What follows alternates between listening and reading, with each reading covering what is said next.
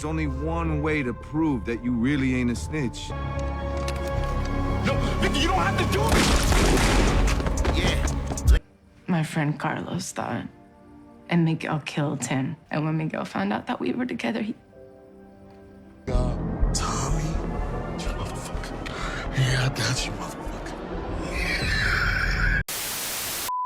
Welcome back, Top Notch Gang. We're here with another fucking banger, another review and recap of Power Book 4 Season 2 Episode 7. And this episode was another goodie, and I think the last 3 episodes, 8 through 10, are gonna be fucking crazy. They're just getting higher and higher and higher. So we're gonna have to dive into everything that happened within this episode, because a lot of information, a lot of things popped off, so we're gonna get into them. So first off, of course, we're gonna have to talk about our boy Jenard. He actually snapped a picture of Tommy and Mireya together. He has proof to show Miguel. We got to see how that could all play out, because I just literally made a video and you guys could go watch it and check it out. I dived into Tommy, his past relationships with both Holly and Lakeisha, and how things could possibly go wrong with him and Mireya. So you go check out that video. It's the last video I dropped, and I talked about how Miguel could be a problem, and we learned in this episode, of course, that Maria's last boyfriend was killed by Miguel once he found out they were together.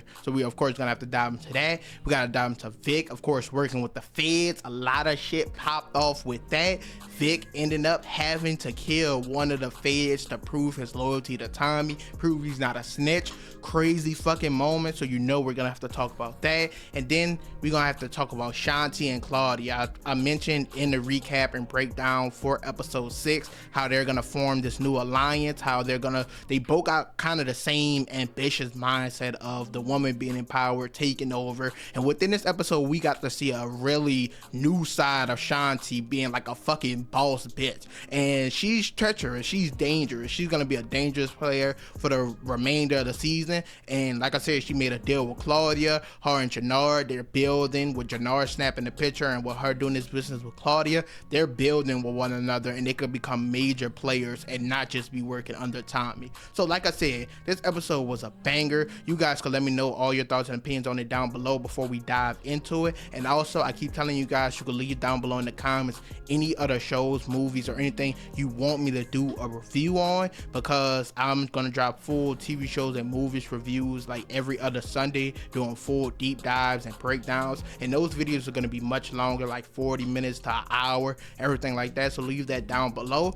And also a new series I'm about to start, finally about to get another monitor. You guys could start requesting movies or TV shows, anything you want me to watch, and I'm gonna start breaking down, chopping up, and watching movies, doing that so we can watch them together, shit like that. So leave those recommendations down below. Let's start off with some Halloween movies, because you know it is October. So leave down below some Halloween movies you would like to see me watch, react, probably ones I've never seen before. Leave those down below. But once again, let's jump into the recap and review of season 2 episode 7 of Power Book 4's another fucking banger.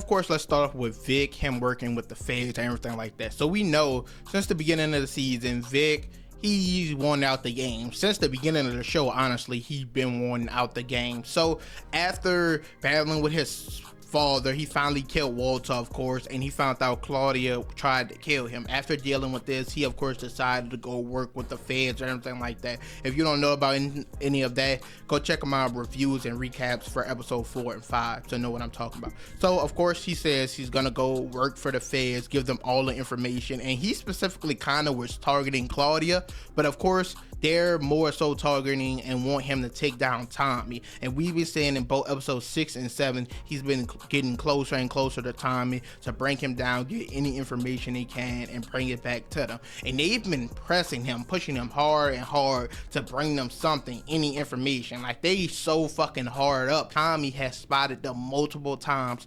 following him. They're still pressing the issue, even though Vic is telling them he's on to them, chill out, pull back. They're like, fuck that, no, you're gonna do what we say. And we saw that become a problem within this episode. So of course Tommy, he caught one of the feds following them. He knew it the whole time, and even after Vic told him about that, of course, didn't matter.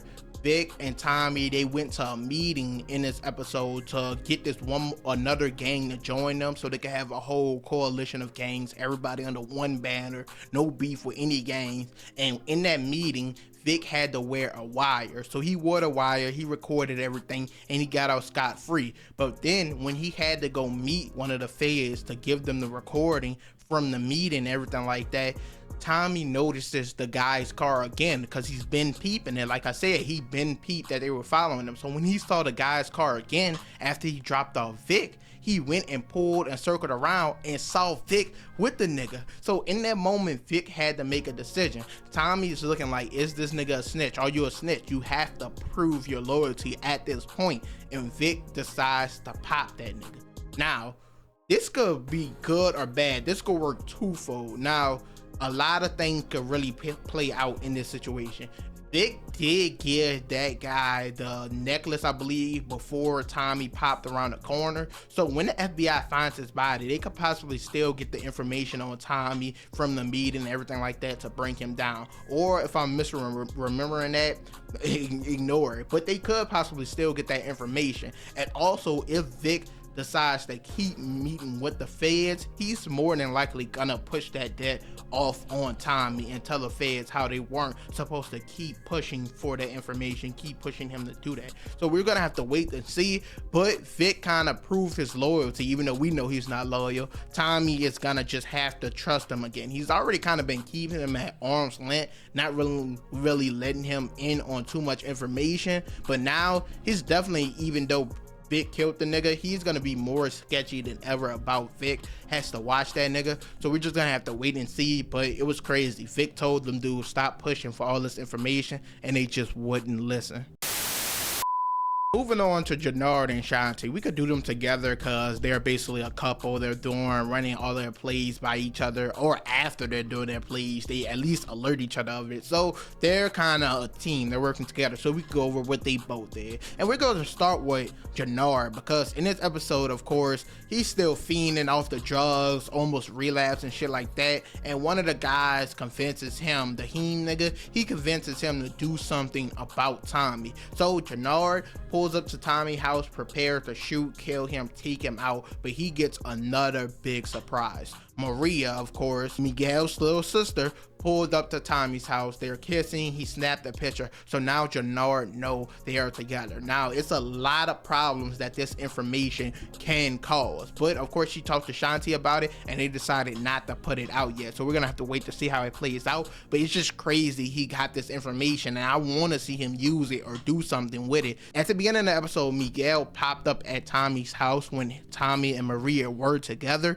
and almost caught them. And she revealed later in this episode that she's so scared about their relationship because the last time someone was working with Miguel and Miguel found out he was dating his sister, Miguel took that nigga out, and she's afraid the same thing's gonna happen with Tommy. So we're getting a little bit of backstory with her, and we already seen what Miguel did to the last nigga that he thought did his sister wrong. The dude that Mireya was arguing with at the hospital, Miguel was watching the shit in the background, broke into that nigga house, smashed his hand, everything like that. So imagine what he's gonna do with Tommy if he finds out about that situation. And him and Tommy are currently in good hands. He's kind of got his eye on Tommy though, because the grandma did tell him that Tommy is coming for his throne basically, and Tommy made the move to get the Serbs out the way and everything like that. So he already has his eyes on him. He doesn't need another reason and problem to take out Tommy. So Tommy would want to let Miguel know sooner or later, because with Jenard having the picture, problems are only going to get bigger and bigger and bigger. So we're going to have to keep on the lookout for that. And now, of course, Shanti, of course, in this episode, or in episode 6, I told you guys how she was gonna go make a deal with Claudia, because in episode 6, remember when Jenard and Claudia was having the whole conversation, Jenard shut her down, told her he's gonna work with CBI, everything like that, and she left. They kind of panned the camera out and showed Shanti, and I was like, oh, she's gonna make a move or play on her own, and she did within this episode. Went to Claudia, they made a plan that she has the people to move the drugs. Of course, Claudia has the drugs, teamed up, made a bunch of fucking money, and it worked within the club, selling everything like that. They did have a little hiccup and problem where Claudia got robbed by one of the guys, but then we see Shanti being a badass once again, fucking knock this guy out, pull out the gun, get Claudia her shit back. So it looks like this is gonna be a long-term partnership and make them a lot of money outside of what's going on with the whole Tommy situation, because we of course saw in episode 6 as well, Shanti and Jenard said they're gonna kill Tommy when the time is right. They don't like working under him. They just did this for the time being, so it's gonna become a problem later. But those are the two plays Jenard and Shanti made within this episode, and of course they told each other about it later on, and they just have a lot going for them, a lot of momentum. It's a lot of information Tommy doesn't know about. He's making a lot of mistakes as well, and all his enemies are capitalizing on it. Overall, that's it for this video. You guys let me know, how do you feel about this episode? How do you feel about this season in general? Like, I ain't gonna lie, Book Force has really been growing on me. It was my least favorite, and now I don't want to say it's my favorite, but it's getting there slowly, more and more, episode by episode. It's just getting crazier. So maybe depending on how this season ends, it might be my favorite, but so far each episode just been so fucking fantastic, so much fun to watch. So you guys should let me know what you think down below, and also once again, leave down below any shows, movies you want me to do a review on, and any shows or movies you want to see me watch live on my channel with you guys. Well, not live, but do commentaries on, chop it up, edit the videos. You guys can watch it with me. Put those down below in the comments as well. But as usual, top notch gang, I'm out.